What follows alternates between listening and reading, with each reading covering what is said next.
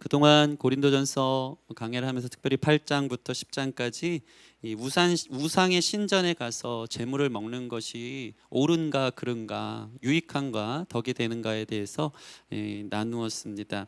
그래서 오늘은 그 문제에 대한 전체 정리 또 마무리를 하고 있는 것이 저희가 읽은 고린도전서의 본문이 됩니다. 그 첫 번째는 무엇이었습니까? 무엇을 먹을 때 자신의 신앙의 양심에 자유가 있지만, 신앙적 지식으로 그러한 권한을 부여할 수 있지만 더 중요한 것은 다른 사람을 먼저 생각해야 한다는 것입니다.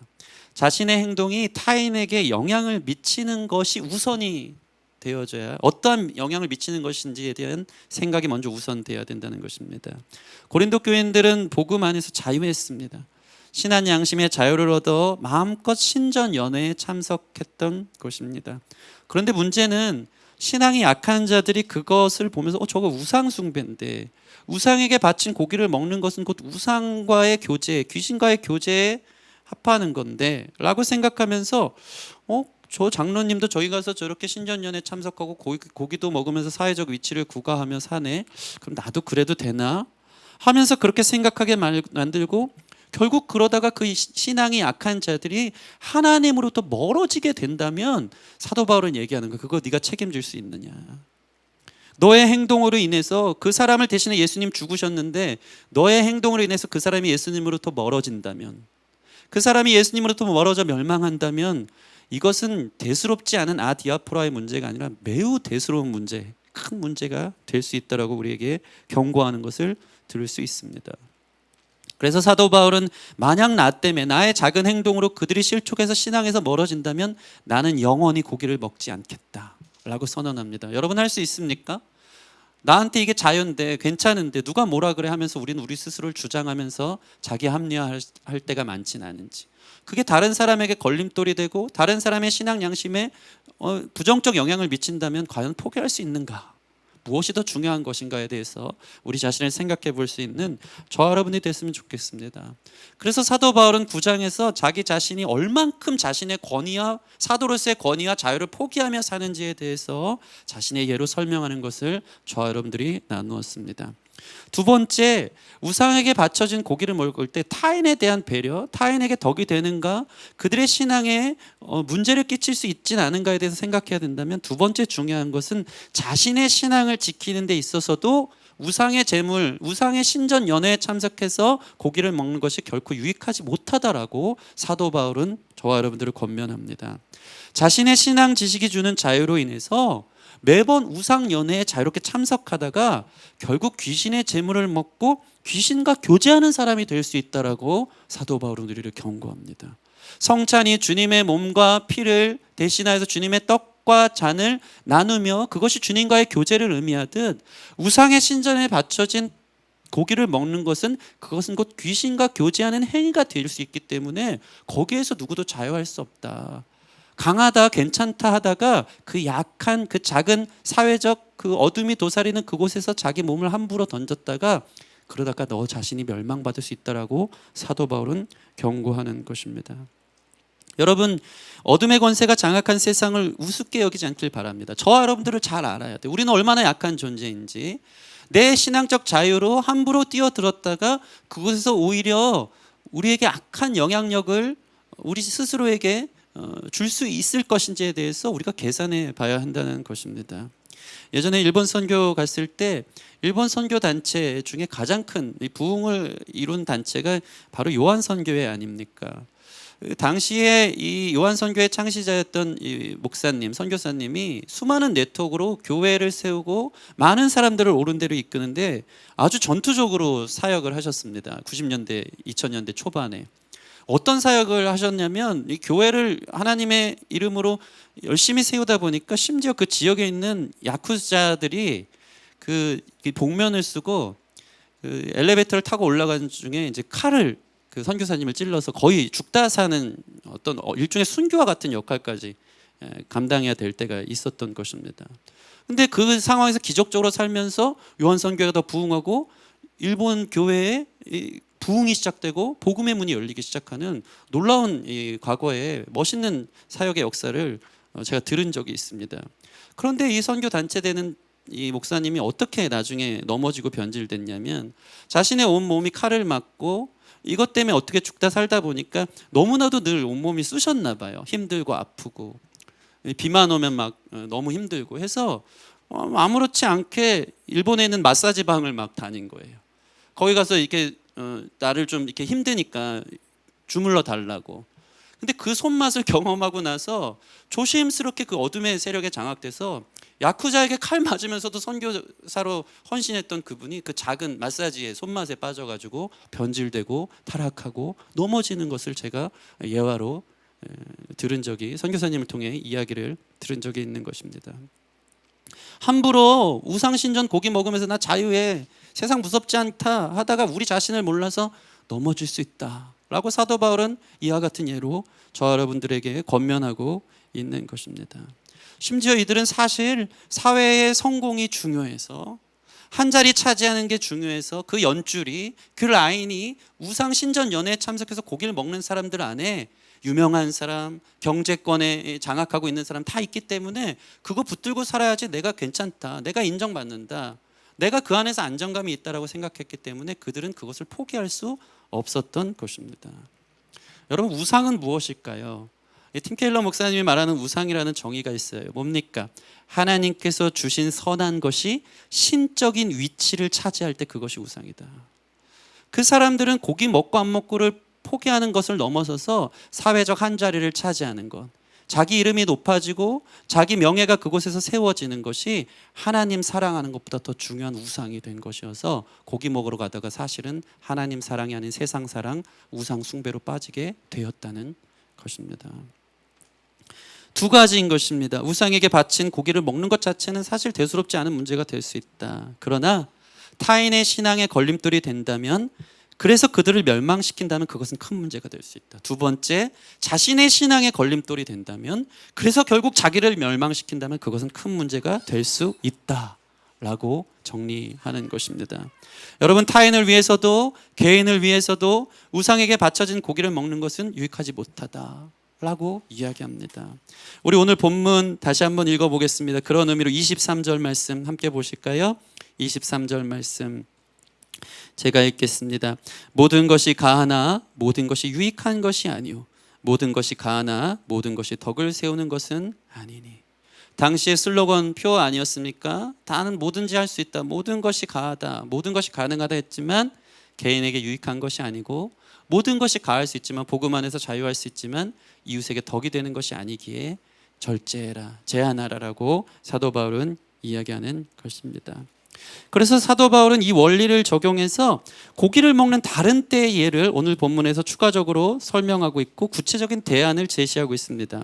첫째, 우상의 신전에 가서 고기 먹는 문제 말고 시장에서 파는 고기 문제는 어떻게 해야 되는가? 우리 25절 26절 보시면, 무릇 시장에서 파는 것은 양심을 위하여 묻지 말고 먹으라.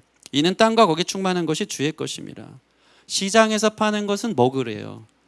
여러분, 당시 시장에서 파는 것은 거의 대다수가 우상신전에서 바쳐진, 그때는 고기가 희귀했기 때문에 또 비쌌기 때문에 시장에서 함부로 먹지도 못했고, 또 먹어야 된다면 대다수가 우상신전의 고기로 바쳐진 것이 유통되어져서 나왔다는 것입니다. 근데 사도 바울은 어떻게 얘기합니까? 이때는 자유의 원리를 적용하는 것입니다. 묻지 말고 음식은 음식이니 문제되지 않는다. 26절 보면 땅과 거기 충만한 것이 주의 것임이라. 고기는 사실 주님께서 주신 것이다. 그러니 자꾸 그거 긁어 부스럼 만들고 양심적으로, 만약에 걸림돌이 되면 자기 스스로의 신앙 양심에 걸림이 되면 안 해야 되지만, 이런 부분들에 있어서 너희가 자유롭게 문제가 되지 않으니 취하라고 이야기하고 있는 것입니다.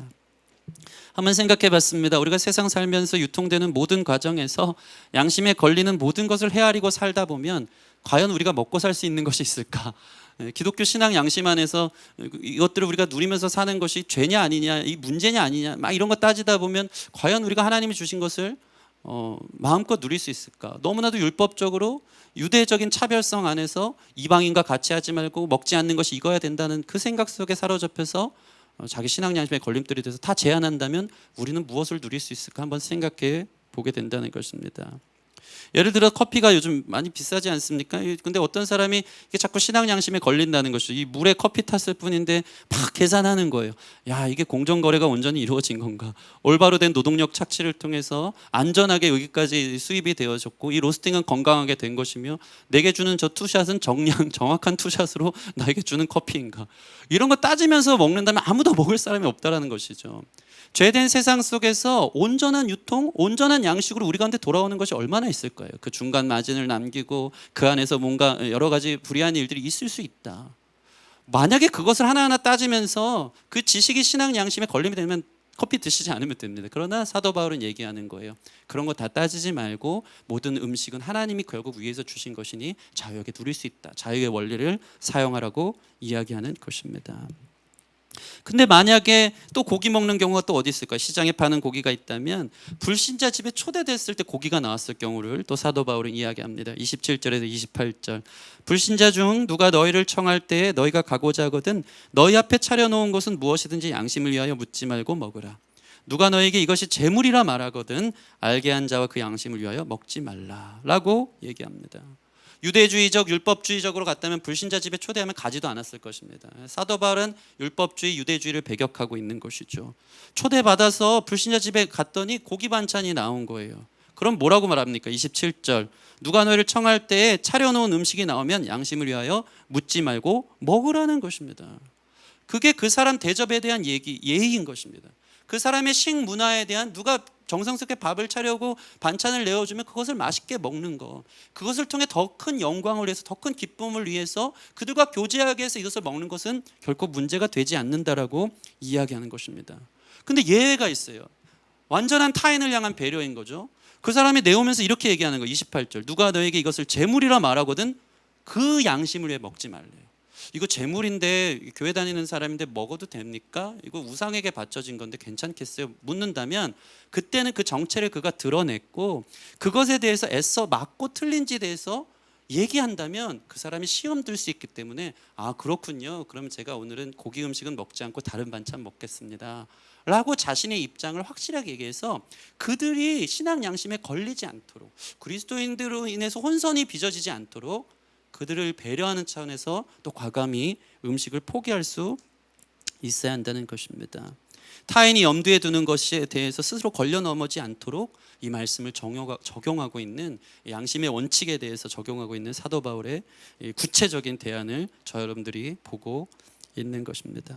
결국 정리하자면 무엇을 이야기하는 것입니까? 우리 24절 말씀 같이 읽겠습니다. 24절 시작. 누구든지 자기 유익을 구하지 말고 남의 유익을 구하라. 자기 유익, 자기 자유에 있어서 다른 사람에게 피해가 되지 않는 선에 있어서 마음껏 누려라. 그러나 그것이 남에게 유익이 되지 않을 때는 절제해라. 끊어내라. 자기 유익을 구하지 말고 남의 유익을 먼저 생각하는 것이 그리스도인이 사는 법이라고 사도 바울은 저 여러분들을 권면하고 있는 것입니다. 나의 유익이 아닌 다른 사람의 유익을 먼저 생각하는 저 여러분 됐으면 좋겠습니다. 각자의 자리에서 한번 따라해 보겠습니다. 다른 사람을 먼저 생각하자. 이건 기본적인 그리스도인들이 가지고 있어야 되는 정체성의 DNA라는 것입니다. 사도 바울은 지금 아주 작은 우상 신전에 가서 자유하다고 그 정당성을 입증받으려고 사도 바울에게 질문했던 그들에게 자그마치 8장에서 10장 장문의 편지를 쓰면서 철저하고 구체적으로 풀어주면서 작은 부분 하나까지도 그리스도의 삶의 자세를 보여주는데 그것은 너에게 자유가 있더라도 먼저 다른 사람을 생각하라는 것입니다. 먼저 다른 사람을 생각하시기를 바랍니다. 그것이 바로 그리스도인의 태도라는 것입니다. 하나를 보면 열을 아는 거예요. 작은 고기 먹는 문제부터도 다른 사람을 생각하냐 안 하냐 이 태도가 하나를 보면 열을 아는 거예요. 결국 그 사람은 자기중심적인가 아니면 다른 사람을 먼저 생각하는 사람인가. 여러분 당시 철학적 사조 속에서 모든 사람들이 지혜가 그들이 추구해야 될 이상향이었어요. 소피아, 그노시스라는 이야기들을 하면서 탁월한 지혜를 통해 그들이 얻고자 했던 게 무엇일까요? 세상사로부터의 초월을 원했어요. 그들이 아는 지식으로. 이게 뭡니까? 세상의 모든 문제, 세상의 모든 일로부터 개인적으로 이것을 초월해서 자유를 얻고 싶은 것이 철학적 사주의 전부였던 것입니다. 그러니까 그 지혜로, 그 지식으로 내가 다른 사람에게 얽매이지 않고 세상에 얽매이지 않고 얼마나 자유할 것인가, 그 고통에서 얼마나 어떻게 벗어날 것인가가 그들이 갖고자 하는 지혜의 궁극적 목적이었던 것입니다. 그런데 오늘 그리스도인은 완전히 다르다라고 사도 바울은 이야기하는 것입니다. 내가 세상에 얽매이지 않고 자유한 것이 목적이 아니라 타인을 위해서는 내 자유가 얽매일 수 있어야 된다라는 파격적인 대안을 제시하고 있는 것입니다. 이것은 매우 파격적인 메시지였습니다. 내가, 내 자유, 내 초월, 나 중심, 내가 얼만큼 기쁘고 행복하고 자기 중심성을 갖고 사느냐가 아니라 먼저 타인을 생각하는 것이 그리스도인의 살아가는 방법이라는 것입니다. 모두가 자기의 탈피, 자기 초월, 자기 자유에 관심을 가질 때 자기 아닌 남의 유익을 먼저 구해야 한다. 시선을 달리하라는 것입니다. 이것은 얼마나 자기중심적 시대 속에 살아가는 우리에게 크고 무거운 메시지가 아닌지 모릅니다. 그러나 그리스도인이라면 이 부분을 잘 소화해내어야 한다는 것입니다. 우린 얼마나 이기적입니까? 우린 얼마나 인색합니까? 나의 유익에는 눈을 시퍼렇게 뜨고 찾아가지만 불이익을 당하면 조금이라도 큰일 날까 봐 당장이라도 그 불의를 못 참는 것이 우리 자신이 아닌가. 다른 사람의 잘못에는 뼈도 못 추리게 갚아주길 원하면서 나 자신의 잘못에는 얼마나 관대한 게 나 중심성을 가진 우리 자신의 모습이 아닌지 말로 할 수 없는 것입니다. 가만 보면 모든 철학, 종교의 중심에는 자기 자신의 유익에만 집중하는 것 같아요. 인본주의, 뉴에이지 모든 것이 무엇을 얘기합니까? 자기 안에 있는 나를 발견해서 자기 신, 자아 실현, 잘 되는 나, 긍정의 나, 복 받는 나, 자기 위로, 자기 찾기, 자기 능력의 극대화, 명상, 요가도 다 그거예요. 심지어 선행이나 자선을 하는 이유가 무엇인지 아십니까? 그것은 다른 사람의 유익을 위한 것을 포장한 사실은 자기의 평판, 자기의 유익, 자기 인기와 명예를 위해서 할 때가 얼마나 많은지 모릅니다. 그래서 기독교의 매우 독특한 가치를 사도 바울은 저와 여러분에게 심플하게 선언하고 있는 거예요. 바로 다른 사람의 필요가 그리스도의 행동을 결정해야 한다. 쉽지 않지만 이 말씀을 소화하는 저 여러분 되어지기를 소원합니다. 기독교 윤리는 자아 실현이 아니라 다른 사람의 필요를 채우는 것입니다. 그래서 기독교의 구원이란 무엇일까요? 자기 자아로부터의 자유예요. 자기 중심적인 삶으로부터의 전환이 바로 구원입니다. 여러분 말씀해 보면 욕심이 잉태한 즉 죄를 낳고 죄가 장성한 즉 사망을 낳는다 그랬어요. 자기 사랑의 극대화는 뭘까요? 자기 욕심으로 충족한 삶을 자유롭게 구가하며 사는 것이 해방이고 구원이라고 생각하는 것입니다. 그러나 성경은 말하는 거예요. 욕심이 잉태한 즉 죄만 낳고 자기 삶을 피폐하게 할 뿐만 아니라 다른 사람도 힘들게 하고 죄가 장성한 즉 결국 죽음을 초래하게 된다. 그래서 진짜 구원은 자기 사랑, 자기 중심에서 탈피하여 하나님 중심, 이웃 중심, 사랑 중심으로 변화될 때 우리는 사실 그것이 우리 자신을 살리는 참 구원이 될 수 있다는 것입니다. 사람은 태어날 때부터 자기 중심적입니다. 이게 바로 죄성입니다. 기가 막히게 타고 나옵니다. 아이들이 싸우는 모든 이유는 다 뭐 때문에 싸울까요? 그거 내 거다, 내 거다. 자기 중심적인 겁니다. 그것 때문에 다 싸웁니다. 형이 내 장난감 만졌어. 동생이 내 장난감 부셨어. 저희 아이들 얘기하는 거 아닙니다. 좀 그런 것 같습니다. 형이 내 햄 뺏어 먹었어. 동생이 내 베개 비구자. 다 자기예요. 자기 욕심 내 거. 거기에만 혈안이 돼서 자기 욕심 충만을 채우기 위해서 그게 구원인 줄 알고 살아간다는 것입니다. 그러면 진짜 구원은 무엇입니까? 죄된 나밖에 모르는 나, 욕심 충만한 내가, 내 혈기, 내 교만이 십자가에서 죽는 것이 진짜 구원인 것입니다. 내가 죽는데 왜 그것이 구원이겠습니까? 내 정과 욕심이 우리를 사망으로 이르기에, 우리는 우리 스스로도 컨트롤할 수 없고 다른 사람에게 피해만 입히는 사람들에게 고통만 남기기에 내가 죽어야지 그것이 바로 진짜 구원이다. 내가 죽고 예수로 사는 것이 구원인 줄 믿습니다. 내가 죽고 예수로 살면 구원이 시작됩니다.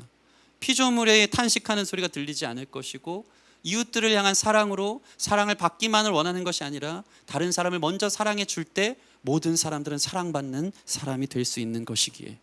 그래서 늘 하는 말이지만 기독교는 결코 힐링의 종교가 아닌 킬링입니다. 잘 되는 나를 위해서 뭔가 고쳐 쓰자 불가능합니다. 십자가에서 완전히 죽어야지 새로운 피조물, 사랑의 원칙에 부합한 하나님의 자녀로 거듭나게 되어진다는 것을 여러분 믿으시기 바랍니다. 그래서 29절 30절 보면 얼마나 자기중심적인 메시지로 비난하는 사람들이 있습니까? 29절 30절 오늘 본문 보면 내가 말한 양심은 너의 것이 아니요 남의 것이니 이렇게 얘기하는 사람이 있었다는 거예요. 어찌하여 내 자유가 남의 양심으로 말미암아 판단받으리요. 만일 내가 감사함으로 참여하면 어찌하여 내가 감사하는 것에 대하여 비방받으리요. 이게 무슨 말입니까? 내 자유인데 내가 양심으로 자유하고 내가 감사함으로 받는데 왜 내가 다른 사람 생각해야 되냐. 피곤하다. 내 마음이다. 내 자유다 라고 얘기하는 사람들이 있었다는 것이죠. 내가 감사하던데 누가 뭐래, 내가 자유한데 누가 뭐래라고 반문하는 사람이 있겠지만 그것은 그리스도인의 삶의 모습이 아니다. 진정 구원받은 사람은 그렇게 살 수가 없다라는 것입니다. 여러분, 하나님이 만약에 하나님 중심적이어서 그분의 전능함으로 그분의 자유와 권한으로 마음껏 이 세상을 휘둘렀다고 생각해 보십시오. 이 세상에 살아남을 사람은 아무도 없을 것입니다. 조물주가 피조물들을 조물락 하면서 자기 마음대로 기분 나쁘면 던지고 이거 아니면 그냥 버리고 다시 만들면 되고 자기의 자유와 권한을 마음껏 자기 중심적으로 사용했다면 이 지구, 이 세상은 하나님의 사랑을 경험하지도 못하고 그분이 누군지 모른 채 그리고 그저 폭력적이고 파괴적인 신을 만날 수밖에 없을 것입니다. 그런데 하나님은 누구십니까? 우리를 구원한 하나님은 자기 자신이 없는 분이셨어요. 하나님은 사랑이십니다. 그 이름은 사랑이에요. 하나님을 위함이 없습니다. 하나님은 우리를 사랑하는데 우리는 우리 자신밖에 몰랐고, 하나님은 우리를 지으셨는데 우리는 우리가 하나님이 되려 했고, 하나님은 우리를 위하는데 우리는 나만 위한다. 이것은 믿음 생활도 하나님의 성품과 그의 결에 맞게 행동하는 게 상당히 필요한 거예요. 그리스도인으로 산다고 하면서 믿음의 결이 하나님과 맞지 않은 사람들이 얼마나 많은지 모릅니다. 여전히 나 중심성, 하나님을 이용해 복받고 내 중심, 내가 얼만큼 잘 되나, 이거에만 관심 갖는 많은 사람들은 그리스도인이 가져야 될 참된 구원에 이르지 못했다는 것입니다. 여러분, 구원받은 하나님의 자녀들은 어떻게 살아야 됩니까? 자녀는요, 부모님 닮습니다. 하나님 닮는 저와 여러분 되었으면 좋겠습니다. 이기심, 미숙이 아닌 이타심, 성숙으로 나아가 여러분의 삶에 구원의 열매가 나타나기를 원합니다. 그것이 바로 신의 성품에 참여하는 주님을 닮은 하나님의 자녀의 모습이라는 것입니다. 나 중심이 아닌 다른 사람을 먼저 생각하는 것을 꼭 기억하시는 저와 여러분들이 되어지기를 바랍니다. 그래서 궁극적 그리스도인의 삶의 제일 큰 원칙은 무엇입니까? 자유의 원칙, 양심의 원칙, 많은 것들이 있지만 31절 보면 궁극적으로 하나님답게 하나님이 원하시는 방식대로 하나님의 결대로 살아라. 그것이 바로 하나님의 영광이다라고 이야기합니다. 31절 같이 읽겠습니다. 시작. 그런즉 너희가 먹든지 마시든지 무엇을 하든지 다 하나님의 영광을 위하여 하라. 여러분, 먹든지 마시든지 무엇이든지 하나님의 영광을 위하여 하라. 하나님께 영광되는 건 뭘까요? 하나님이 하신 대로 하는 거예요. 하나님의 사랑대로 사랑하는 거예요. 이기심이 아닌 이타심으로 이웃을 먼저 생각하는 것, 그것이 하나님 볼 때 가장 영광스러운 일이라는 것을 기억하시기를 바랍니다. 사도 바울은 그래서 하나님의 영광을 위해 사는 것이 무엇인지 구체적으로 세 가지로 풀어 설명하고 있습니다. 첫 번째는 거치는 자가 되지 말라고 합니다. 32절 유대인에게나 헬라인에게나 하나님의 교회에나 거치는 자가 되지 말고, 유대인이나 헬라인에게나 세상 사람들에게나 교회에나 같은 교인들 안에서나 걸림돌이 되고 껄끄러움이 되고 거치는 사람이 되지 않으라고 먼저 저와 여러분에게 이야기하고 있습니다. 우리의 자유로운 삶의 결정이 세상과 교회에 거치는 일이 되어져서는 안 된다는 것입니다. 오늘날 자신의 자유로운 결정, 이것이 타인에게 걸림돌이 되고 시험에 들게 하고 악영향과 해를 끼치는 자칭 그리스도인들이 얼마나 많은지 모릅니다. 그들이 하나님의 영광을, 교회의 영광을 가릴 때가 얼마나 많은지 모릅니다. 여러분, 교회가 그동안 얼마나 이기적이었습니까? 얼마나 자기밖에 몰랐습니까? 이 대형교회 세습 문제는 이제 말로 다 할 수 없는 것 아닙니까? 본인 교회에서는 문제가 되는 것이 아니라고 합니다. 교회가 정당한 절차를 밟아서 합법적인 절차를 통해서, 선거 절차를 통해서 정당하게 이루어졌고 우린 자유하고 은혜 많이 받는다, 너무 당연한 처사다라고 얘기하지만 그 자유롭게 결정한 것으로 인해서 세상은 교계 전체를 욕하고 있는 것입니다. 이 세습의 문제를 가지고 그들은 교회의 거룩한 연대의식이 전혀 없었어요. 자기들은 몰라도 그것으로 인해서 우주적 교회, 한국 전체 교회의 이미지가 실추되어지고 세상에서 교회를 지탄받게 한다. 얼마나 이기적인 태도였습니까? 전도의 문이 다 막힙니다. 그런 교회 뭐하러 나가느냐? 그게 하나님께 영광이 되는 것입니까? 세상과 교회에 거치는 태도라는 것입니다. 요즘 제일 껄끄럽고 거치는 일이, 공분을 사는 일이 뭡니까? 사랑제일교회 정광훈 목사 아닙니까?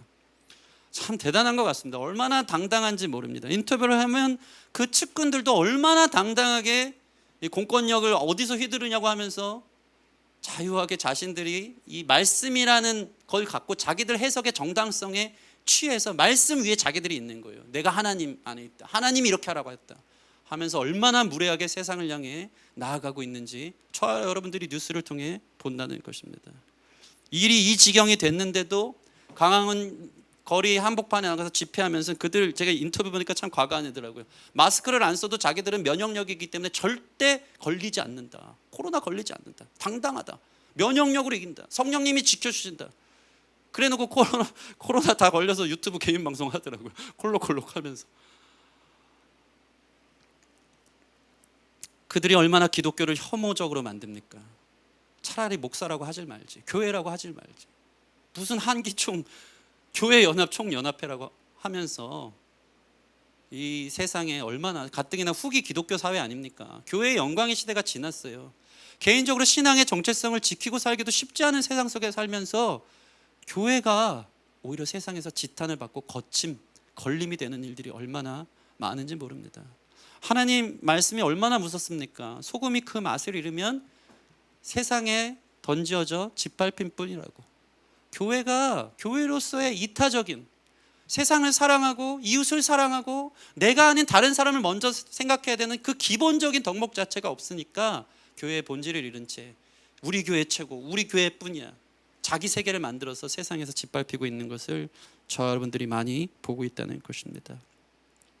덕이 된 것보다 상처를 주고 말씀을 인용해 자기 정당성을 입증하며 말씀의 목사가 서서 자기 세상을 만든 이 모습을 우리가 교회된 입장에서 함께 회개하고 대신 회개할 수 있는 저와 여러분들이 되어지기를 소원합니다.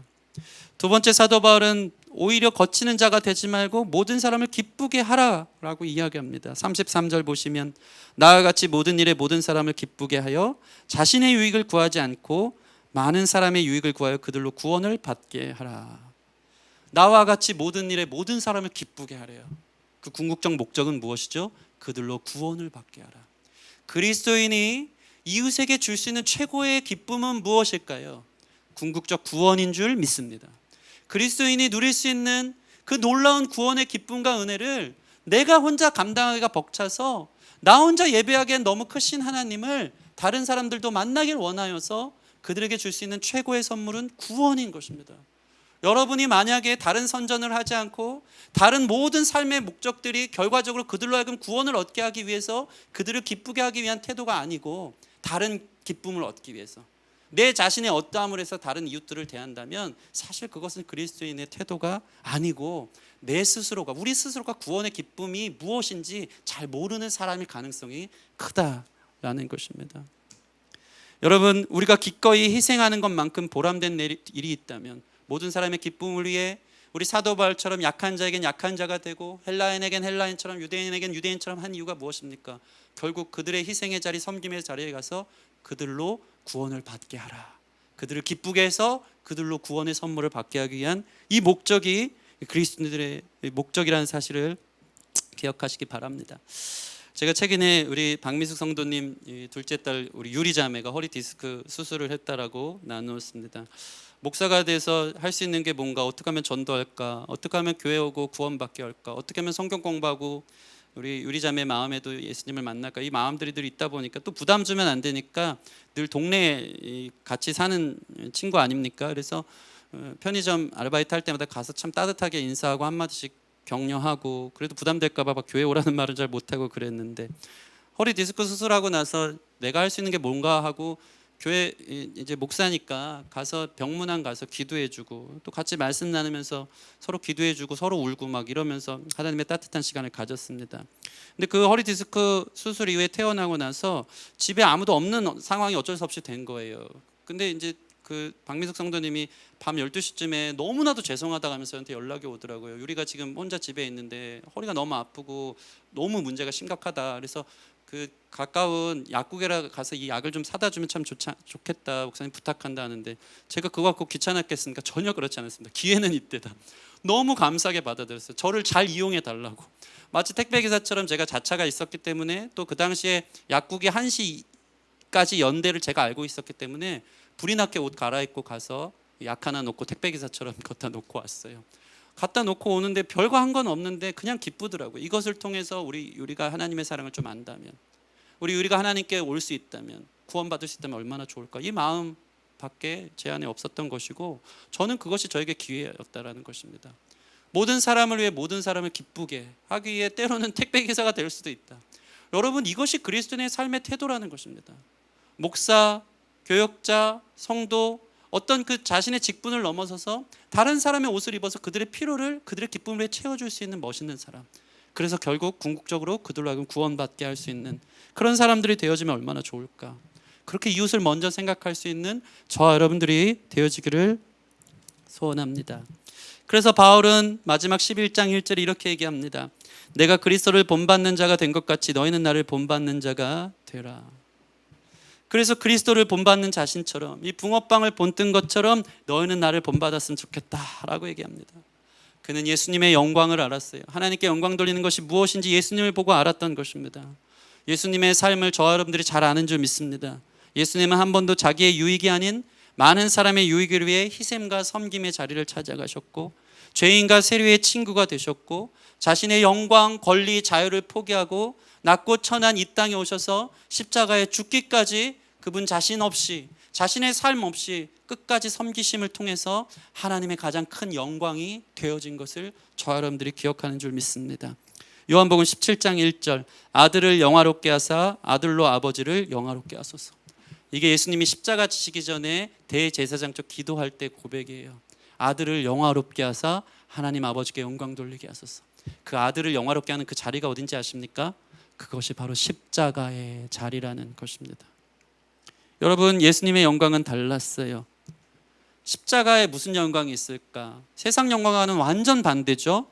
나무에 달린 초라하고 볼품없고 너무나도 누추하게 죽어갔던, 아무 말 없이 끌려가 죽으신 그 자리가 어떻게 영광이 될 수 있는가? 왜 영광이겠습니까? 그 자리는 예수님 자신을 위함이 아닌 이웃을 위함이었고 모든 나라와 열방을 위한 사랑의 자세였기 때문에 최고의 영광의 자리라는 것입니다. 고난, 멸시, 천대, 희생, 대가집을 권리폭이 낮아짐에 영광의 자리를 선택할 수 있는 예수님 닮은 저와 여러분들이 되었으면 좋겠습니다. 바울은 이런 예수님을 본받은 사람이고 그래서 그런 나를 본받으라고 이야기하고 있습니다. 사실 나를 본받으라는 말이 어찌 보면 얼마나 교만한 말인지 모릅니다. 죄인인 한 사람이 내가 예수님 본받았으니까 너희도 나를 본받으라. 그런데 사실 한편으로 이렇게 생각합니다. 그리스도인이라면 모든 사람이 다른 사람을 향해 너는 나를 본받으라고 얘기할 수 있는 용기가 필요하다는 것입니다. 왜 그럴까요? 이 고백이 나로 하여금 말뿐 아니라 나의 삶을 바꿀 수 있는 놀라운 고백이 되기 때문입니다. 여러분이 고백을 하십시오. 그럼 여러분의 삶이 고쳐질 것입니다. 교회가 그동안 말뿐이었어요. 본받을 것이 하나도 없었어요. 그런데 너희는 나를 본받으라고 담대하게 고백하기 시작한다면 내 삶의 작은 결정 하나하나에 과연 본받을 만한 것이 있는가에 대해서 자신의 부끄러움, 하나님 앞에 은혜를 구하면서 자기를 치고 복종하며 하나님 앞에 본받을 만한, 다른 사람들 자기를 본받을 만한 사람으로 자기 자신을 세워나갈 것이기 때문입니다. 세상 사람들은 우리 교회를 다 보고 있습니다. 교회가 얼마나 말뿐이었는가, 삶이 아닌 말뿐이었는가, 교회가 얼마나 입만 살았는지, 도대체 뭐가 탁월하고 뭐가 멋지고 뭐가 아름다운지 도무지 알 수 없는 것이 오늘날 교회입니다. 본받을 만한 것이 하나도 없었기 때문입니다. 이제 교회는 당당하게 이렇게 얘기해야 됩니다. 우리가 예수님 본받는 것처럼 너희는 나를 본받으라. 교회를 통해 예수님을 볼 수 있는 그러한 교회 만들 수 있는 저와 여러분 됐으면 좋겠습니다. 자녀 교육도 똑같더라고요. 여러분 자녀들 잘 키우고 싶습니까? 말이 아닌 여러분이 본보기가 되시기를 바랍니다. 아이들 100번 말로 키우고 가르치는 게 아니라 아이들이 무서워요. 본 그대로 따라가요. 말투, 행동, 생각하는 방식들을 다 본 그대로 담는다는 것입니다. 가르침이 아닌 모델을 찾는 것입니다. 부모가 돼서 교회는 다니지만 얼마나 세상적인지 그대로 아이들이 다 보고 있다는 것입니다. 부모가 돼서 하나님 아닌 늘 돈밖에 모른다는 것을 아이들은 다 보고 있어요. 아이들이 그것을 본받을 것입니다. 우리는 회개해야 됩니다. 그리고 용기를 내서 아이들 위해 기도할 때 저는 꼭 그 기도를 해요. 사랑하는 승리, 사랑하는 사랑이가 나를 본받게 해주십시오. 매우 두려운 고백이지만 그 고백 속에서 내가 정말 본받을 만한 사람이 돼야 되겠다라고 나 자신을 돌아보기 때문입니다. 여러분, 본받을 만한 교회 되었으면 좋겠습니다. 말이 아닌. 우리 한번 따라해 보겠습니다. 나를 본받으세요. 아멘. 이런 얘기하면 교만하게 고백하는 사람이 있어. 너 나 좀 본받으라. 그게 아니고 겸손함으로 고백할 수 있는 저와 여러분 됐으면 좋겠습니다. 말씀을 맺겠습니다. 우리에게 자유한 모든 일이 신앙의 걸림돌이 되지 않게 하길 바라고, 우리에게 자유한 모든 일이 타인에게 덕이 되게 하길 바라고, 그것이 바로 그리스도의 삶이라는 것을 기억하시기 바랍니다. 목에 걸려있는 가시 같은 참 껄끄러운 교회의 모습을 그동안 보여주지 않았는가? 세상을 향해서 모든 사람을 기쁘게 하여 구원받게 하지는 못할 망정 모든 사람들을 상처 주고 그들을 파괴하고 아프게 한 것은 아닌가? 예수님을 본받아 하나님께 영광을 돌리기 위해 십자가의 자리로 걸어갈 수 있는 저와 여러분들이 되었으면 좋겠습니다. 저는 예전에 이 찬양을 매우 좋아했습니다. 사람을 보며 세상을 볼 때 만족함이 없었네. 이런 이 구수한 찬양이죠. 아실 줄 믿습니다. 후렴이 아주 좋죠. 동남풍아 불어라, 서북풍아 불어라, 가시밭에 백합화 예수 향기 날리니 할렐루야 아멘. 이런 고백이에요. 저는 이 찬양을 참 젊었을 땐 참 열정이 많았어요. 의미도 없이 막 선포한 적이 있습니다. 동남풍아 불어라, 서북풍아 불어라. 여러분, 성령의 바람이 붑니다. 동남풍아 불어라, 서북풍아 불어라 막 선포했어요. 얼마나 일차원적인 고백이었는지 모릅니다. 근데 이 가사에 담겨진 사연의 이야기를 제가 듣고 나서 다시는 그 선포를 함부로 못하겠더라고요. 여러분, 이 가사 동남풍아 불어라, 서북풍아 불어라, 가시밭에 백합화 예수 향기 날리니 할렐루야 아멘. 이거 누가 부르는 노래입니까? 바로 가시밭 한가운데 있는 백합화가 부르는 노래입니다. 가시밭 한가운데 있는 백합화가 지금 뭐라고 부르냐면요, 동남풍아 불어라, 서북풍아 불어라, 가시밭에 백합화 예수 향기 날리니. 자기는 찔리는 거예요. 자기 삶이 없어요. 그런데 더 부르래요. 왜냐하면 자기 희생, 자기 섬김, 자기가 죽는 그 자리에서 예수 향기가 날리니까 할렐루야 아멘. 그게 그리스도인의 삶이라는 것입니다. 더 공격이 들어오고 더 힘들게 할 때 오히려 이웃에게 덕이 되는지를 생각하며 자기 자신을 비워 낮고 천한 자리, 섬김의 자리, 십자가의 영광을 회복하는 저와 여러분들이 되어지기를 소원합니다. 그것을 보고 예수님이 저 솔로몬의 영광보다 더 아름다운 들에 핀 백합화의 영광이라고 주님이 표현하지 않았는지, 여러분, 하나님이 인정하는 영광스러운 삶을 사시기를 바랍니다. 세상 영광, 높은 자리, 높은 위치, 무엇을 많이 가졌느냐지만 하나님 보실 때 최고 칭찬하는 최고 영광스러움은 바로 십자가의 영광, 나를 없이 하고 다른 사람을 위해 희생하고 살아가는 덕이 되는 영광인 줄 믿습니다. 오늘 말씀 꼭 이것을 기억하십시오. 하나님의 영광을 위해서 나의 삶이 아닌 다른 사람의 유익을, 다른 사람을 먼저 돌아보고 다른 사람에게 덕을 끼치는 우리의 모든 삶의 태도들이 되어지기를 소원합니다. 그동안 한국교회 또 교인으로 산 우리는 어떻게 살았는가? 주님, 간판만 달고 예수님의 얼굴에 먹칠을 한 게 우리 자신이 아닌가? 교회라고 하면서 여전히 우리 자신밖에 모르는 이기심의 괴물이 된 건 아닌가? 주님, 우리를 용서하소서. 이기적인 삶을 내려놓고 오리를 가라 하면 심리를 가고 왼뺨을 맞으면 오른뺨을 내밀고 자존심 내려놓고 사람을 살리기 위해 많은 사람의 유익을 위해 그들로 구원을 받게 하는 나의 작은 행동이 모든 사람의 기쁨으로 하나님께 영광 돌릴 수 있는 저와 여러분 참 교회 되기를 주님의 이름으로 축원합니다.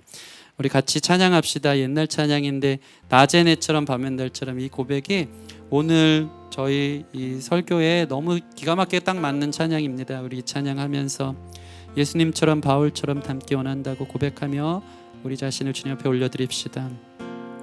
낮의 내처럼 밤엔 달처럼 그렇게 살 순 없을까? 욕심도 없이 어두운 세상 비추어 온전히 남을 위해 살듯이 나의 일생에 꿈이 있다면 이 땅에 빛과 소금 되어 가난한 영혼, 지친 영혼을 주님께 인도하고픈데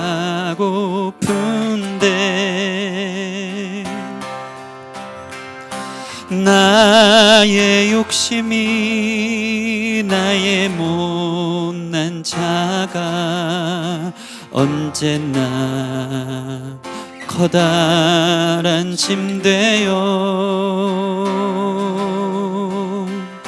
나를 짓눌러 마음을 곤곡해 하니 예수여 나를 도와주소서. 예수님처럼 바울처럼 예수님처럼 바울처럼 그렇게 살 순 없을까? 남을 위하여 당신들의 온몸을 온전히 버리셨던 것처럼 주의 사랑은 베푸는 사랑 값없이 그저 주는 사랑 그러나 나는 주는 것보다 받는 것 더욱 좋아하니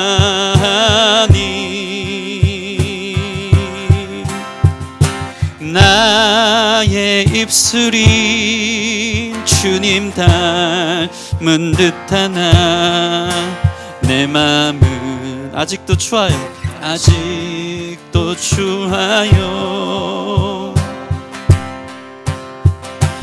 받을 사랑만 계수하고 있으니 예수여 나를 도와주소서.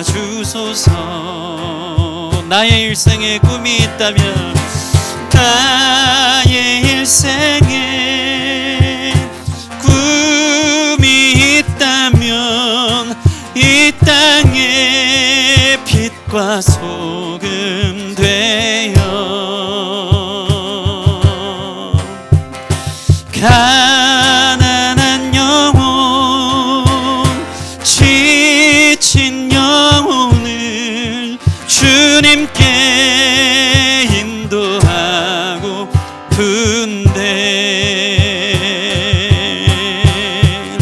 나의 욕심이 나의 못난 자가 언제나 커다란 짐 되어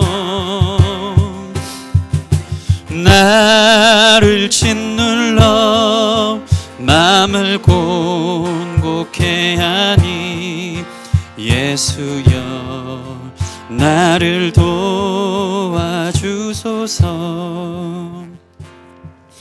같이 기도하실 때 이 찬양의 고백이 우리의 중심의 고백인 줄 믿습니다. 나의 욕심이 나의 못난 자아가 아직도 커다란 짐되어 나 자신을 좀 먹고 다른 사람에게 상처만 준 것은 아닌지, 모든 사람을 기쁘게 해서 구원으로 인도해야 되는데 오히려 내 삶의 태도들을 통해서 구원의 걸림돌이 되고 교회의 환멸을 느끼고 예수님 믿는 것에 대해서 아무런 가능성이 없음을 우리 자신의 삶으로 증거하고 예수님 얼굴에 먹칠하며 다닌 것은 아닌지, 목회자인 저의 삶을 돌아볼 때 저의 작은 태도들로 상처받은 성도들 아픔들이 있다면 용서해 주시고 또 부족한 것은 이것이 나의 입술의 고백으로 끝날까 두렵사오니 주님 십자가 통과하여 진짜 내 자아의 정과 욕심이 죽고 예수님으로 살게 하여 주십시오. 하나님의 영광을 위해 살게 하여 주십시오. 나 자신의 중심성을 벗어난 다른 사람의 유익, 다른 사람의 도움, 그들로 하여금 궁극적 구원에 이르기까지 나 자신을 내어줄 수 있는 그리스도인의 삶을 살게 하여 주십시오. 이 고백이 저와 여러분들의 고백이 되어져서 하나님 불쌍히 여겨주세요. 참 구원에 이르고 그들도 구원받게끔 주님의 영광의 삶으로 살아갈 수 있도록 인도하여 주시옵소서. 우리 간절히 좀 회개하면서 한국교회 세상에 아픔을 준 이 문제를 우리가 또 도의적으로 회개하면서 같이 기도하며 나아갔으면 좋겠습니다. 우리 함께 기도하겠습니다. 하나님 용서해 주십시오. 우리에게 참 꿈이 있습니다. 나를 통해 다른 사람이 살아나면 좋겠습니다. 나를 통해 그들도 예수님 믿었으면 좋겠습니다. 나를 통해 그들도 예수님의 영광과 은혜를 경험하고 예수님의 씻으시는 중생의 은혜를 경험하길 원하는데 이것이 우리의 꿈일 뿐, 아버지, 우리는 여전히 우리 자신의 못난 자와 욕심에 사로잡혀 이웃에게 피해를 주고 아픔을 주고 하나님의 영광스러운 교회가 땅에 짓밟히게 내버려둔 것은 아닌지 한국교회여 회개할지어다. 용서하여 주시고 주님 기뻐하심을 쫓아 하나님의 영광을 올려드리는 주님의 뜻을 위해 살아갈 수 있는 멋있는 교회로 아버지, 우리의 삶과 우리 강남 기쁨의 교회가 쓰임받도록 인도해 주길 소원합니다. 도와주십시오. 고민하게 하여 주십시오. 아버지, 내 작은 삶의 태도와 결정이 다른 이를 살리고 다른 이에게 덕이 되고 유익이 되게 하여 하나님께 인도하는 삶이 되는지 안 되는지 고민하며 내 자유로 다른 사람을 향해 아버지 절제하며 살아가는 힘쓸 수 있는 우리 자신이 될 수 있도록 이끌어 주시옵소서. 하나님 말씀 통해 우리 자신을 거울같이 볼 때 얼마나 추하고 더러운지 모릅니다. 예수님 보혈로 덮어주시고 닦아주시기를 소원합니다. 십자가 통과해야 우리의 욕심, 내 자아, 내 중심적 사고방식이 아버지 완전히 벗어나 구원을 얻게 된다고 오늘 말씀을 통해 나누었사오니 주님, 그리스도인들이라고 하면서 말뿐이었고 여전히 자기 유익, 자기 이익만 챙기다가 세상에 피해를 주고 아픔을 줬던 교회의 모습이 있었다면 하나님, 우리 자신을 불쌍히 여기사 제대로 구원받아 하나님 닮은 하나님 자녀다운 삶, 십자가의 영광이 이 세상 그 어떤 영광보다 아버지 가장 찬란하고 빛나는 것을 알아 내 자신의 삶을 섬김과 헌신의 자리로 올려드려 하나님 인정하는 삶, 하나님께 영광 돌리는 삶 되어서 궁극적 마침내 그들을 기쁘게 하여 그들로 구원에 이르는 놀라운 선물을 줄 수 있는 의미 있고 가치 있는 삶으로 우리가 살아가기를 소원하오니 아버지 도와주시옵소서. 참 구원에 이르는 회개가 있게 하시고 구원받은 사람과 같은 열매가 섬김으로, 희생으로, 십자가를 통과하여 나타날 수 있는 내 자신이 아닌 다른 사람을 먼저 생각하는 우리 귀한 성도들 될 수 있도록 축복하여 주시옵소서. 오늘 우리 가운데 찾아오신 주님께 감사와 찬양을 올려드리며 예수님 이름으로 기도합니다. 아멘.